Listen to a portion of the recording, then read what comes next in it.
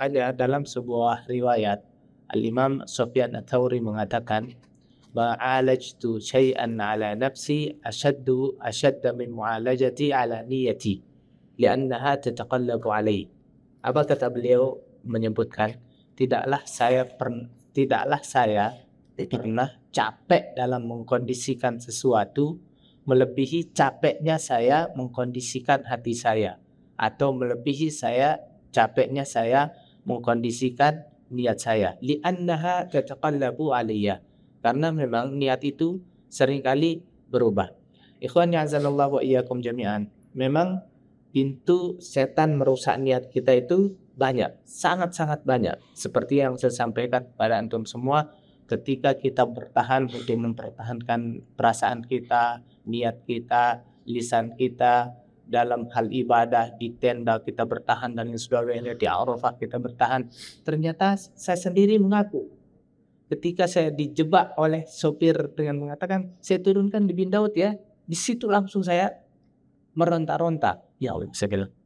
Tapi kullu bani Adam khata' wa khairu khata'in at-tawwabun. Setiap orang itu salah, kata Rasulullah SAW. Dan sebaik-baik orang yang melakukan kesalahan adalah mereka yang segera bertaubat. Alhamdulillah, saya langsung ingat saat itu saya sedang berhaji. Saya masih banyak hal-hal yang belum saya lakukan. Mudah-mudahan istighfar saya saat itu diterima oleh Allah SWT. Seperti itu setan. Coba lihat ketika kita merasa kok kita tersasar terus, ternyata enggak. Memang itu jalannya. Enggak akan ada jalan lain kecuali itu. Ketika kita merasa turun dari melontar Jumratul Aqabah, tersesat lagi. Oh, ternyata itu jalannya. Dan ketika saya bertemu dengan pembimbing-pembimbing yang lain, dan ternyata Allah jauh lebih memberikan kita kemudahan daripada yang lain. Kalau saya merinding saat itu ketika saya berbicara antar pembimbing itu ya, karena ada senior saya, ada teman lama saya dan lain sebagainya yang kita tidak pernah sengaja bertemu saat itu, tapi pertemuan itu cukup memberikan saya pelajaran. Ternyata Allah SWT memberikan kita kemudahan. Mungkin kemudahan ini karena doa orang tua kita yang ada di rumah. Mungkin juga kencangnya doa salah satu dari kita. Mungkin ada yang malam-malam menangis di saat yang lain tidur, sehingga Allah SWT berikan kemudahan. Makanya di antara mereka banyak mengatakan kepada anak, ya Allah, enak sekali antum, enak antum begini, kalau kami begini, kalau jamaah saya begini, bahkan saya sendiri kaki saya tembal sudah begini dan lain sebagainya. Ini kan segala kondisi yang didapatkan. Saat itu saya berpikir, ternyata Allah SWT memberikan saya kemudahan sekaligus sedikit menguji saya dengan ujian yang sangat tipis itu. Akhirnya di situ saya tahu, oh, ternyata Allah SWT betul-betul memberikan saya kemudahan. Oleh karena itulah, Bapak Ibu yang dimuliakan oleh Allah SWT, jangan pernah buka celah kecil bagi setan untuk merusak ibadah kita. Kencangkan doa, kemudian kuatkan doa. Yang masih punya orang tua, minta doa kepada orang tua. Yang masih punya anak-anak atau punya anak-anak di rumah dan betul-betul dia anak yang soleh, minta doa kepada anak-anak kita. Semua kita lakukan untuk mempertahankan niat kita. Semua kita lakukan untuk mempertahankan mentalitas kita. Bapak Ibu yang dimuliakan oleh Allah SWT, saking tipisnya tentang masalah niat ini ya, saking tipisnya saya berikan gambaran kepada Bapak Ibu. Ada sebuah hadis yang mengatakan misalnya, inna akhwafa ma akhafu alaikum asyirkul asghar.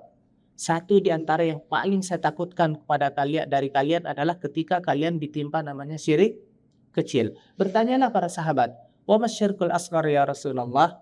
Apa sih itu syirik kecil ya Rasulullah? Qal ar-riya. Beliau mengatakan adalah riya. Kalau saya tanya para jamaah tentang masalah riya ini, apa sih yang tergambar tentang riya? Apa yang dipamerkan dalam riya? Pasti jawaban kita semua adalah ibadah. Para ulama mengatakan bukan hanya ibadah yang dipamerkan dalam masalah riya itu.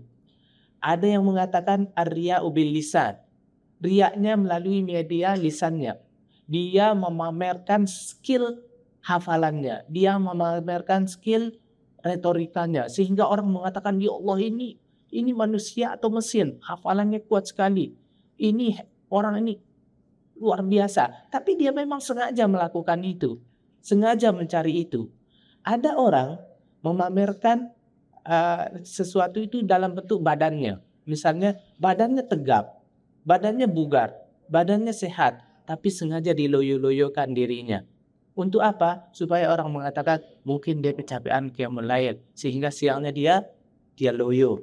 Mungkin dia kecapean puasa sehingga badannya memang seperti itu. Dan memang seperti itu yang dia inginkan. Padahal dia tidak loyo, dia tegap, dia bugar. Ada orang arya bil libas katanya. Orang riaknya dengan pakaian. Setrika ada, deterjen ada, pelembut ada, tapi sengaja dia memakai pakaian yang acakan. Padahal innallaha jamil yuhibbul jamal. Sehingga orang mengatakan insya Allah orang ini kalau urusan dunia dia tidak terlalu perhatian, tapi kalau masalah ibadah dia kuat sekali. Seperti itu yang dia lakukan. Coba lihat tentang tipisnya jalur yang dipakai oleh setan untuk merusak ibadah orang. Tipisnya jalur yang dipakai oleh setan untuk merusak pahala seseorang. Itu kekhawatiran para ulama, itu ketakutan para ulama. Bagaimana dengan kita? Jangan sampai misalnya saya dirusak oleh, misalnya karena saya pernah haji sebelumnya, ini dirusak karena sering umrah sebelumnya, ini dirusak karena apa dan lain sebagainya. Jangan. Oleh karena itulah bagaimana kita membawa diri di hadapan Allah, bagaimana kita menjaga sikap di hadapan Allah, bagaimana kita merengek untuk terus berdoa kepada Allah, itu tetap dijaga. Jangan pernah merasa kamu sudah selesai Mina, kata setan. Dibisikin kita, Mina sudah selesai, Arafat sudah lewat, ini sudah lewat. Ingat, di dunia kerja saja ada istilah apa namanya, uji coba namanya, yang sebulan belum masa percobaan.